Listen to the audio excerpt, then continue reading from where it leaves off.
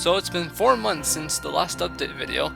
Got delayed mostly due to most of us being students, and during May and June said students were loaded with exams.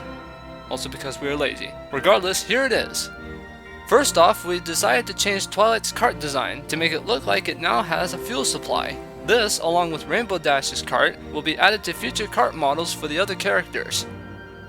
Speaking of which, we've also finished Dash's cart model. It has a jet engine in the back which animates depending on how fast you're going and whether or not you're accelerating.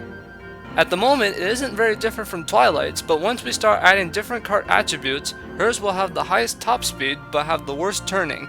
We've been told that Rarity's cart model is going to be next. Ever since we've started, we've had people ask us if certain characters were going to be playable, and one of those just happened to be Derpy. We've always said that no, she will not be playable, but that's because we've always had a different role for her. Similar to Lucky 2 from Mario Kart, Derpy will be the one who starts and finishes each race and will rescue carts that fall off the track. We're even thinking of adding certain background Pegasi to help her out. Last month we released the background pony creator for you guys to play around with. We made this tool so it would be a lot easier for us to create background ponies for the game. So far we've made around 80 ponies that, if you can believe it, all have been at the show at some point. While we're on such a subject, many of you have also asked us whether or not the game will support OCs.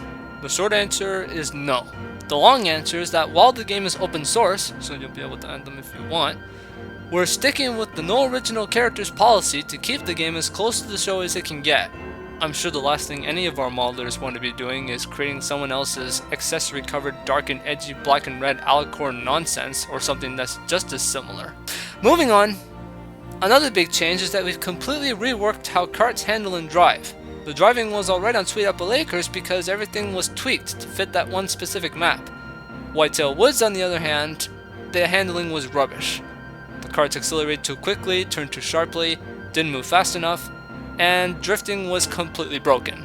But now vehicles handle a lot better. Instead of making the vehicles fit the tracks, we're switching things up by making the tracks fit the vehicles. We have been making some progress on Whitetail Woods itself, although there's still a lot that we have to do. While splitting the track into multiple parts has its benefits, it has also caused some problems. Making sure everyone has the correct up-to-date versions and getting the different parts to align correctly has been a bit of an issue, but we're switching over to a more modular way of designing the maps. This way, things should generally be more uniform. Finally, as you might have already seen at Summer BronyCon or on the streams, we have some basic working multiplayer.